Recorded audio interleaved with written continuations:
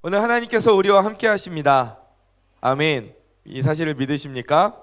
아멘. 우리가 어디에 있든지 하나님께서는 늘 우리와 함께하고 계십니다. 지금 이 예배 자리에 나온 우리 지체들도 하나님께서 함께하고 계십니다. 그리고 또 각자 삶의 자리에서 유튜브를 통해서 또 모바일로 예배하고 있는 우리 지체들의 삶의 자리에도 하나님께서 함께하고 계십니다. 그렇기 때문에 우리가 언제 어디에서나 예배를 드릴 때는 우리가 결코 소홀한 마음으로 드릴 수가 없죠. 왜냐하면 그곳에 모두 하나님께서 계시고 또 우리의 예배를 받고 계시기 때문입니다. 우리가 언제 어디에서나 하나님께 소홀한 예배를 드리면 안 되겠죠. 안 되겠죠. 안 됩니다. 지금 이 자리에 나온 지체들도 내가 이 자리에 나왔지만 지금 우리의 마음이 하나님께 온전히 나아가고 있지 못하다면 그건 하나님께서 또 온전한 예배로 받고 계실까? 이거 우리 고민해 봐야 될 문제거든요. 그리고 또 집에서 예배를 또 각자의 자리에서 예배하고 있는 우리 지체들도 예배에 집중하기 위해서 굉장히 노력을 더 많이 해야 될 겁니다. 그래서 어디에 있든지 하나님께서 기뻐 받으시는 그런 예배자가 되는 저와 우리 대학부 지체들이 되기를 주님의 이름으로 간절히 소망합니다. 오늘 이제 말씀은 베드로후서인데 베드로후서는 베드로가 쓴 편지예요. 베드로가 소아시아에 있는 교회들에게 초대교회 성도들에게 보냈던 이제 두 번째 편지입니다. 베드로 전서가 있고 베드로 후서가 있죠. 근데 이 편지를 보면 베드로가 편지를 보낼 때 어떤 상황이었냐 하면 베드로후서 1장 13절에서 14절 말씀을 보니까 내가 이 장막에 있을 동안에 너희를 일깨워 생각나게 함이 옳은 줄로 여기노니 이는 우리 주 예수 그리스도께서 내가 지시하신 것 같이 나도 나의 장막을 벗어날 것이 임박한 줄을 알미라. 그러니까 지금 내가 살고 있는 이 인생이 곧 끝날 거라는 걸 베드로가 느끼고 있었어요. 사람은 또 영원히 살지는 못하잖아요. 지금 내 생의 마지막 순간이 점점 다가오고 있구나. 이걸 베드로가 느끼면서 지금 그 마음으로 초대교회 성도들에게 편지를 쓰고 있는 거예요. 그러니까 어떻게 보면은 이 편지가 베드로가 초대교회에 보낼 수 있는 마지막 편지가 될 가능성도 꽤 높은 상황이죠. 그런데 이 베드로후서의 내용을 보면 그 베드로의 어조, 그러니까 흔히 편지를 보면은 그 사람의 말투나 그 감정들도 느껴지잖아요. 그런데 베드로후서를 읽다 보면 베드로가 마지막 편지가 될 수 있다라는 것을 감안하더라도 약간 딕션이 세요. 어조가 뭐 부드럽지는 않아요. 뭐 이렇게 그래 그랬구나 그랬어 이런 말씀이 아니에요. 굉장히 좀 강한 어조로 이 초대교회 성도들에게 너희가 지금 그렇게 살면 안 된다. 너희 삶이 지금 그런 방향으로 흘러가면 안 돼. 이렇게 지금 베드로가 이야기를 하고 있거든요. 왜 그렇게 베드로가 편지를 보낼 수밖에 없었냐 하면 이 편지를 보낼 당시에 초대교회 상황이 어땠냐 하면 그 이단들도 막 일어나기 시작할 때였어요. 그 이단 중에 이제 영지주의자들이 있었는데 그 위험 수위가 점점 이제 넘어가고 있었던 거죠. 이 영지주의자들은 영적인 지식을 우리가 추구해야 돼. 육신 아무 쓸데없어. 육신은 그냥 우리가 막 살아도 돼. 이거는 아무 상관없는 거야. 이렇게 주장을 하던 사람들이었어요. 그러니까 초대교회 성도들이 다시 하나님 복음을 접하고 그 삶이 그래 우리가 그리스도인답게 살아야 돼라고 방향을 바꾼 지가 얼마 안 된 성도들도 많았을 거 아니에요. 그죠? 그런데 딱 이제 삶의 방향을 바꿔야지 이렇게 우리가 그리스도인처럼 살아야 돼 라고 방향을 바꿨는데 갑자기 영지주의자들이 어디서 와가지고 야 그거 그냥 막 너무 그렇게 귀찮게 막 어렵게 살 필요 없어. 그냥 육신은 아무 쓸데없는 거야. 깨달음을 얻는 영적인 지식만 중요한 거야. 그냥 그 영적인 지식도 심지어 하나님을 의미하는 것도 아니에요. 영지주의자들이 말하는 게. 그러니까 지금 그 영지주의에서 파생된 엄청나게 많은 이단들이 지금도 있거든요.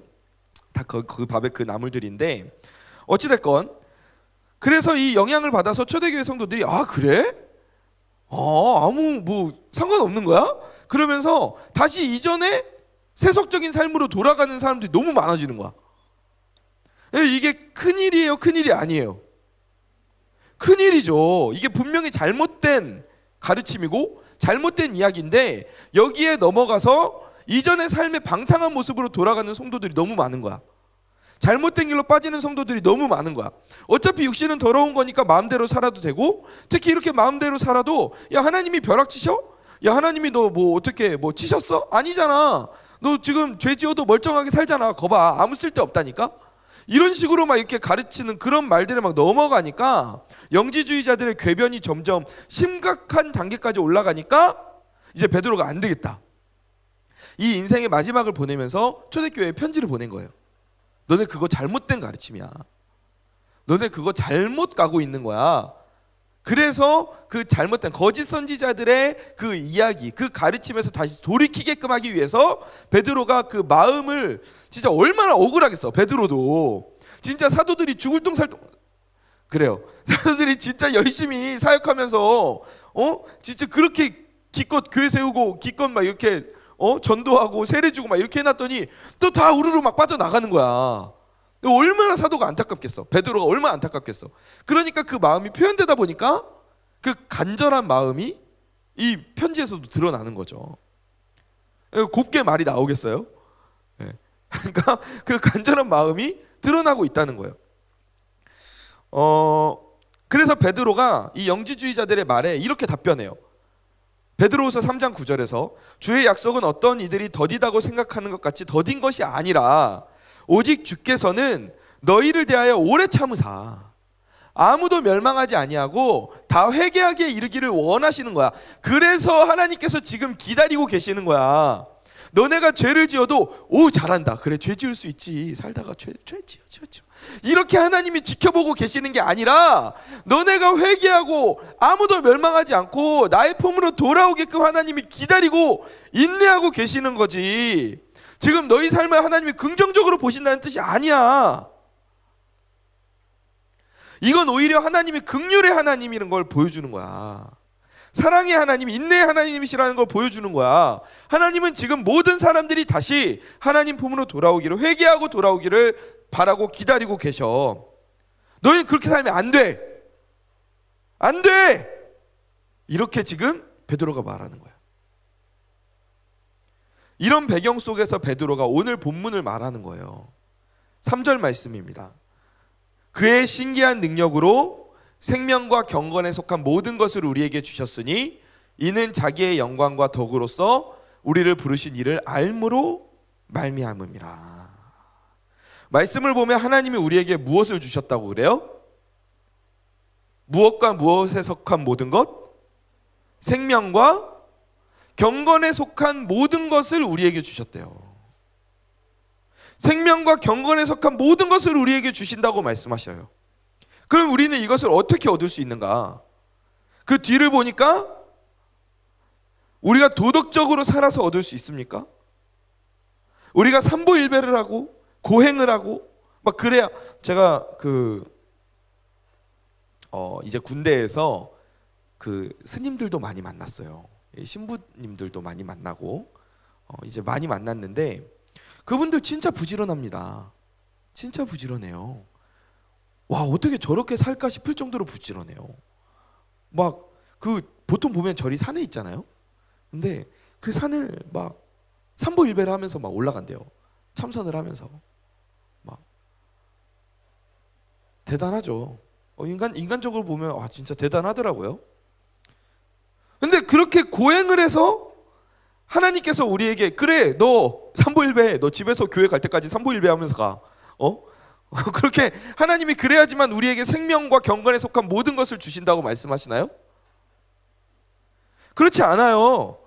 하나님께서 우리에게 생명과 경건에 속한 모든 것을 우리에게 주시겠다 약속하시는데 이걸 어떻게 얻을 수 있냐 하면 하나님께서 우리를 부르시고 우리가 그 부르신 일을 알게 됨으로 우리가 생명과 경건에 속한 모든 것을 가질 수 있게 되었다는 거예요.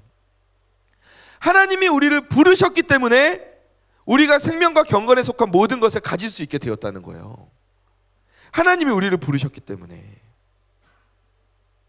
하나님이 우리를 부르셨기 때문에. 굉장히 은혜가 있죠. 나의 고행과 나의 수행이 아니라 하나님이 나를 부르셨기 때문에 내가 그 부르신 일을 알므로써 생명과 경건에 속한 모든 것이 나에게 주어졌다는 거예요. 별로 감흥이 없어요? 삼보일배 해야 정신을 차리겠어요? 삼보일배를 해도 얻을 수 없는 걸 하나님이 우리에게 주셨다는 거야. 이거 진짜 놀라운 거죠. 그리고 이어서 4절에서 베드로가 이렇게 말해요. 이로써 그 보배롭고 지극히 큰 약속을 우리에게 주사 이 약속으로 말미암아 너희가 정욕 때문에 세상에서 썩어질 것을 피하여 신성한 성품에 참여하는 자가 되게 하려 하셨느니라. 아멘. 하나님께서는 우리를 부르셔서 세상에서 썩어질 것을 피해서 하나님의 신성한 성품에 참여하는 자가 되게 하신대요. 신성한 성품에 참여하는 자, 이거를 새번역 성경으로 보니까 하나님의 성품에 참여하는 사람이라고 번역이 되어 있더라고요. 그러니까 이제 우리는 더 이상 세상의 그 죄의 구렁텅이에서 뒹구는 그런 사람들이 아니에요. 그런 존재가 아니에요. 이제 우리는 하나님의 부르심을 받은 자로서 이전과는 전혀 다른 삶을 살게 되는 거예요. 생명과 경건의 비밀이 우리에게 주어지는 거예요. 세상에 속한 사람들은 세상에 썩어 없어질 것들을 추구하면서 정욕을 따라가지만 그리스도를 아는 사람들은, 하나님께 부름받은 사람들은 이제 그 삶 속에서 뭘 추구해요? 거룩함과 하나님의 선을 추구하면서 살게 되는 거예요. 하나님의 성품에 참여하는 사람들이 되는 거예요. 하나님은 우리를 부르시면서 말씀하세요. 너는 이제 나의 성품에 참여하는 사람들이야. 내가 너를 그래서 불렀어. 너 세상의 욕망을 따르면서 사는 게 아니라, 세상의 죄 가운데서 빠져서 사는 게 아니라, 네 욕망대로 그렇게 따라가면서 그렇게 멋대로 사는 게 아니라 나의 성품에 참여하는 사람이 되게끔 하기 위해서, 그게 복의 길이기 때문에 내가 너를 부른 거야. 그게 생명의 길이기 때문에 내가 너를 부른 거야. 하나님이 지금 이렇게 말씀하시는 거예요. 그러니까 지금 베드로는 영지주의자들의 주장을 반박하면서 지금 이 이야기를 하는 거예요. 야, 육체가 더러우니까 방치하고 멋대로 살아도 된다고? 그거 아니야. 우리는 하나님께 초대받은 사람이야. 우리는 하나님께 부름받은 사람이야. 왜 하나님이 우리를 부르셨냐고? 멋대로 살라고 부르신 게 아니라 하나님의 성품에 참여하는 자들이 되라고 부르신 거야. 그래서 우리에게 말하는 거예요. 멋대로 살면 안 되는 거야. 안 돼. 세상에 유혹이 있어도 썩어 없어질 것들 피하고 적극적으로 하나님 약속 붙들고 살아야 돼. 예수님이 재림하실 거라는 그 약속 붙들고 하나님의 성품에 참여하면서 살아야 돼. 지금 이게 베드로가 초대교회 성도들에게 그리고 우리에게 하는 이야기인 거예요. 그럼 어떤 게 하나님의 성품이냐? 무엇이 하나님의 성품이에요, 그러면? 무엇이요? 무엇이 하나님의 성품이야? 무엇이 하나님의 성품이고, 그럼 무엇이 신성한 성품이냐? 이어지는 그 5절에서 7절 말씀에서 베드로가 이 신성한 성품에 참여하는 자의 삶에 대해서 말해요. 우리 같이 한번 5절에서 7절 말씀 읽어봅시다. 시작.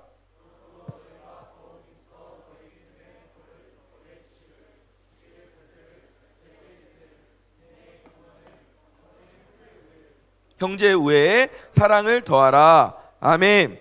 그러니까 베드로는 지금 이런 삶이 바로 신성한 성품에 참여하는 삶이라고 말하는 거예요. 믿음의 덕의 지식을, 지식의 절제를, 절제의 인내를, 인내의 경건을, 경건의 형제 우애를, 형제 우애에서 사랑을 더하는 삶. 이게 우리가 하나님의 부름을 받은 우리들이 추구해야 되는 삶의 방향이라는 거죠. 우리가 흔히 이런 우스갯소리를 하곤 합니다. 목사님, 전 이번 생에는 틀린 것 같아요. 그냥 이렇게 살아야 될 것 같아요. 이렇게 말해요. 근데 우스갯소리이기도 하죠. 근데 반대로 말하면 이 말이 참 무서운 말일 수도 있어요. 여러분, 우리는 다음 생이라는 것이 없어요. 다음 생이 없어. 이번 생으로 끝이에요. 지금 우리가 사는 인생이 끝나면, 언제 끝날지는 모르지만 끝나면 그 다음은 하나님 앞에 서는 거예요. 눈 뜨면 하나님이 어서 와 이렇게 지금 우리 하나님 앞에 서게 되는 거야. 다음 생이란 없어요. 윤회 없어요. 그러니까 지금 우리가 지금 내 삶의 방향을 바꿔야 된다는 거예요.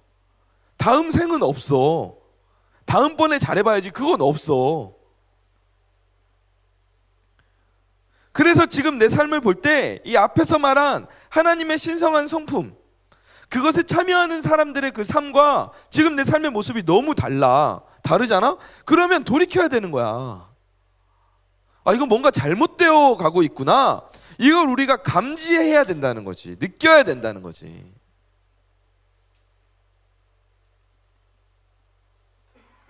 그럼 우리가 어떻게 하면 그 신성한 성품에 참여할 수 있죠? 어떻게 우리가 신성한 성품에 참여할 수 있습니까? 앞서 말한 대로 삼보일배 하면서 건여가 삼보일배 하면서 우리가 하나님의 신성한 성품에 참여할 수 있습니까? 세 발자국 걸어가고 믿음의 덕을 이러고 또 삼보일배 가서 덕에 지식 이러면서 그렇게 할 수 있나요? 아니에요. 차라리 그렇게 얻을 수 있는 거라면 뭐 그렇게 하라고 하겠는데 그게 아니에요. 이미 우리 안에는 하나님의 형상이 있죠. 믿으십니까? 우리는 하나님의 형상대로 창조됐어요. 우리 안에는 하나님의 DNA가 있어. 근데 그 DNA가 하나님의 부르심에 응답해서 예수 그리스도와 참된 연합을 이룰 때 내 안에 죄로 인해서 왜곡되었던 하나님의 형상이 회복되는 거예요. 무너져 있던 나의 형상이 회복되는 거예요. 그러면서 다시 예수님의 성품을 닮아갈 수 있게 되는 거예요. 즉, 우리가 신성한 성품을 닮아갈 수 있는 유일한 방법은 내가 하나님의 부르심에 응답해서 예수 그리스도와 함께 참된 연합을 이루는 것. 이게 내가 신성한 성품을 닮아갈 수 있는 유일한 방법이에요. 그럴 때 우리는 하나님께로부터 난 자답게 그리스도와 함께 참여한 자가 되고 동시에 성령에 참여한 자가 되는 거예요. 우리가 주님과 함께 연합하여 살면 어떤 변화가 일어납니까? 어떤 변화가 일어나죠? 우리가 하나님을 닮아가게 된다고 말했어요. 그게 자연스러운 현상이에요. 그게 자연스러운 현상이에요. 여러분 오해하지는 마십시오. 우리가 하나님이 된다는 것이 아닙니다. 세상의 많은 종교들이 어느 정도 선을 넘어가면 인간의 한계를 뛰어넘어 신의 영역에 이를 수 있다고 많이 가르치거든요. 뭐 불교에서도 득도와 해탈의 경지를 이야기하지 않습니까? 근데 기독교에서는 분명한 하나님과 인간 사이에 선이 존재해요. 하나님은 창조주이시고 인간은 피조물이기 때문에 분명한 그 선이 있어요. 인간인 우리가 하나님의 수준으로 갈 수는 없어요. 그 대신 하나님께서 그래서 어떻게 하셨어요? 우리가 하나님의 수준에 갈 수 없으니 하나님이 직접 우리에게 찾아오셨잖아요. 우리를 부르시고 응답하는 자와 함께 동행하겠다고 말씀하시잖아요. 내가 너를 지금 부르고 있어. 나와 함께 가자고 너를 지금 부르고 있어. 너 지금 그렇게 세상에 빠져서 살 때가 아니야. 부르고 있어. 아, 그렇군요, 주님. 하나님, 그렇군요. 제 삶을 어떻게 해야 되죠? 어떻게 돌이킬 수 있죠? 그 부르심에 응답하는 자가 그 사람과 함께 동행하겠다고 하나님이 찾아오시잖아요. 우리를 찾아오셨잖아요. 그래서 함께 동행할 때 우리 안에 있던 그 하나님의 형상이 회복되고 우리 안에 하나님의 능력이 나타나게 되는 거예요. 내가 하나님이 되는 것이 아니라 하나님의 성품을 닮아가게 되는 거죠. 내 안에 계시는 하나님의 능력이 나타나는 거죠. 여러분 오늘 이런 놀라운 은혜가 저와 여러분들 가운데 있기를 간절히 축원합니다. 하나님의 부르심에 응답하십시오.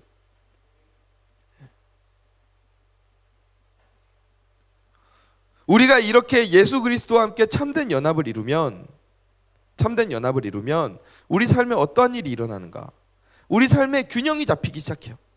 하나님의 신성한 성품이 내 삶에 나타나기 시작해. 믿음으로 구원받은 우리들이잖아요. 겸손의 덕을 지니게 되는 거예요. 왜냐하면 내 의로 구원받은 게 아니잖아. 내가 잘나서 구원받은 게 아니잖아. 겸손의 덕을 갖추게 되는 거예요. 다른 사람들을 볼 때도 관대하게 사랑으로 대할 수 있는 거야. 덕으로 대할 수 있는 거야. 하나님에 대해서 더 잘 알게 되는 지식을 갖게 되는 거야. 세상을 살아가면서 절제하게 되는 거예요. 이거는 하나님을 닮아가는 삶이 아니지.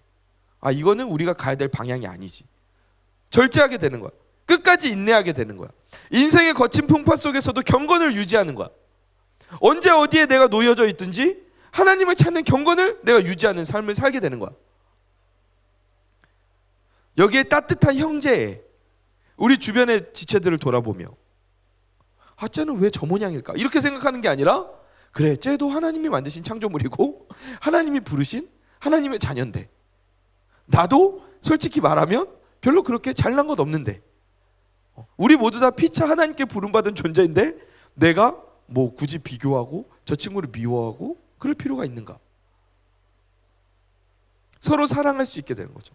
너그럽게 볼 수 있게 되는 거죠. 하나님은 이것을 보면서 우리 삶이 열매 맺는다라고 표현하셨어요. 열매 맺는다. 아름다운 성령의 열매가 우리 삶에서 드러난다라고 말씀하셨어요. 그리고 이 열매는 자라나면 어떻게 돼요? 열매가 맺히는 식물들이 열매를 맺는 목적이 뭐예요?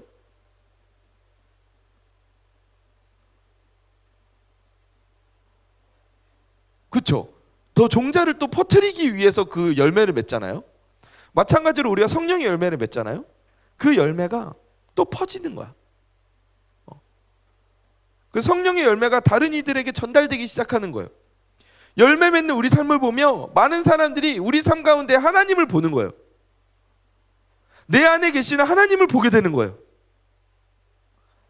야, 쟤는 참 한편으로는 바보 같은데 근데 왠지 쟤가 하는 말이라면 믿음이 가. 왜 저 친구는 힘들고 어려운 상황인데도 저렇게 평안하지? 나라면 벌써 뒤집어 엎었을 텐데 쟤는 어떻게 저렇게 이런 상황에서 참을 수가 있지? 이렇게 하나님의 사람다운 사람이 되어서 땅끝까지 하나님을 전하는 인생으로 쓰임받게 되는 거예요. 이렇게 귀하게 쓰임받기 원하십니까? 하나님의 열매 맺는 삶이 되기를 원하십니까? 그런 삶을 살아가는 저와 여러분 되기를 간절히 축원합니다. 물론 이 모든 것이 한순간에 이루어지지는 않아요. 그래서 베드로는 8절에서 이렇게 우리에게 말합니다. 이런 것이 너희에게 있어 흡족한즉 너희로 우리 주 예수 그리스도를 알게 게으르지 않고 열매 없는 자가 되지 않게 하려니와 라고 말해요. 우리가 주 예수 그리스도를 알기에 우리가 게으르지 말아야 된다라고 말해요. 이것은 한 번에 이루어진다는 말이 아니죠. 그렇죠? 게으르지 말아야 된다. 이 말은 한 번에 이루어진다는 말이 아니죠. 우리가 매일 게으르지 않고 우리가 관리해야 되는 영역이라는 뜻이잖아요. 게으르게 관리하는 걸 놓치면 열매 또한 없게 된다는 말이거든요. 열매가 없어. 그러면은 우리가 주 예수 그리스도를 알기에 게으르지 않아야 되는데 관리를 해야 되는데 그럼 어떻게 우리가 주 예수 그리스도를 알 수 있고 어떻게 우리가 주님과 함께 동행할 수 있는가? 이게 어떻게 보면 또 키포인트겠죠? 어떻게 우리가 주님을 알 수 있습니까? 우리는 예배를 통해서 우리의 마음을 하나님께 올려드리고 나의 마음을 하나님 앞에 보여드릴 수 있어요. 내가 하나님을 어떻게 생각하는지를 보여드릴 수 있어요. 그리고 반대로 하나님의 그 놀라우심과 위대하심을 내가 볼 수 있죠. 나의 삶의 임재하심을 우리가 예배를 통해 볼 수 있어요. 또 말씀을 보고 들으면서 우리를 향해 계시하신 예수님을 알 수 있어요. 하나님이 성경 말씀을 통해서 우리에게 계시하셨어요. 우리가 알아야 되는 하나님, 우리가 알아야 되는 예수님, 우리가 알아야 되는 성령님, 우리가 알아야 되는 성도의 삶에 대해서 하나님께서 이미 성경 말씀을 통해 우리에게 계시하셨어요. 그러므로 우리가 말씀을 읽고 듣고 우리가 말씀을 배운다는 것은 우리가 하나님에 대해서 매일매일 더 알아가는 삶이 된다는 거죠. 또 무엇이 있습니까? 기도를 통해서 우리는 또 무엇을 알 수 있죠? 나를 향하신 하나님의 뜻을 알 수 있어요. 내 삶을 인도하시는 하나님의 방향성을 우리는 기도를 통해서 깨달을 수 있어요.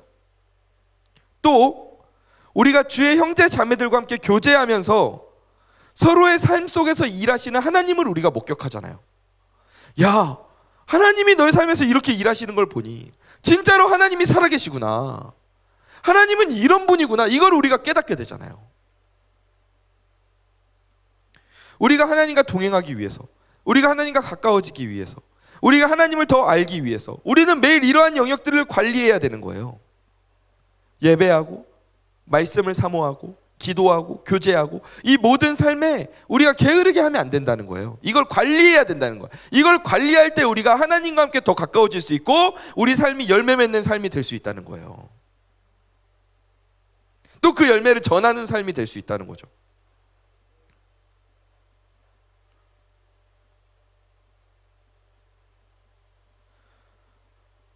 여러분, 우리의 삶을 한번 돌아보기를 원해요. 지금 내 삶을 한번 돌아보기를 원합니다. 하나님이 나에게 열매 맺는 삶이 될 거라고 말씀하셨던 그 모습이 있죠. 그리고 지금 나의 삶의 모습이 있어요. 우리가 한번 좀 살펴보기를 원해요.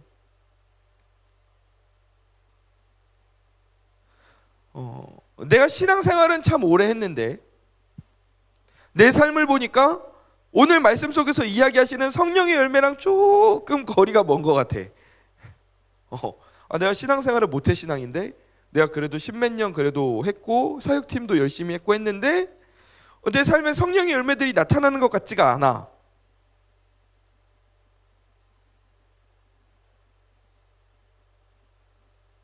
그러면 반드시 지금 내 모습을 점검해야 돼요.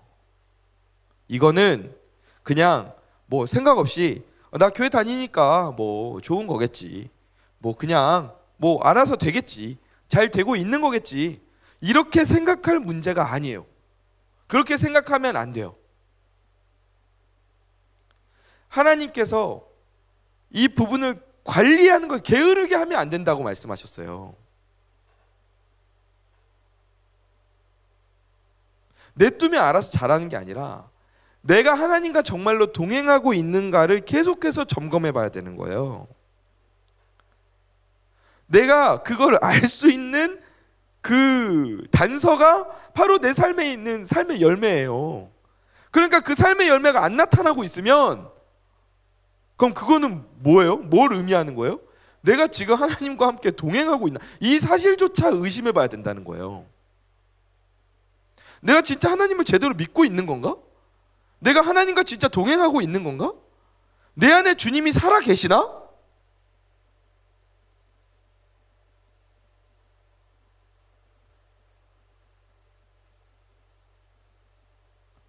아이가 태어났는데 성장하지를 않아. 그러면은 그거 심각한 문제예요, 아니에요? 심각한 문제죠. 애가 태어났는데 성장하지를 않아. 5년 10년 지났는데도 갓난애기야. 마찬가지예요. 우리가 하나님의 자녀로 영적으로 새롭게 태어나지 않았습니까? 하나님의 부름을 받았어요. 그런데 우리가 영적으로 전혀 성장하지 않는 거야. 5년이 지나고 10년이 지나도 갓난애기야. 내가 체험한 하나님이 없어.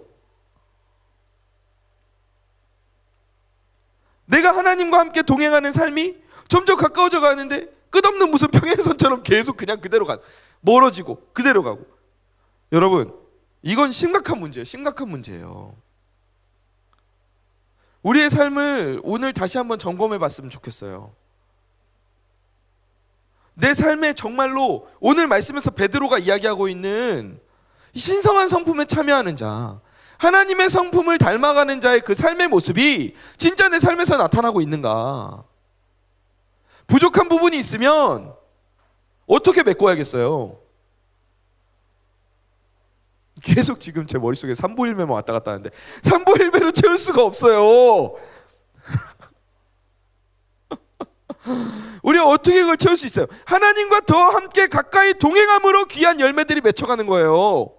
우리 삶의 균형이 깨져 있는 부분이 있다면 그 균형을 하나님과 함께 동행함으로 내 안에 계시는 하나님의 능력으로 맞추어 갈 수 있는 거예요. 그 열매들이 맺혀져 갈 수 있다는 거예요. 그러니까 우리가 예배와 말씀, 기도와 교제에 힘써야 되는 거예요. 그걸 통해서 우리가 하나님을 더 잘 알 수 있고, 그걸 통해서 우리가 신성한 성품과 하나님과 동행해서 신성한 성품을 닮아가는, 하나님을 닮아가는 사람이 될 수 있으니까.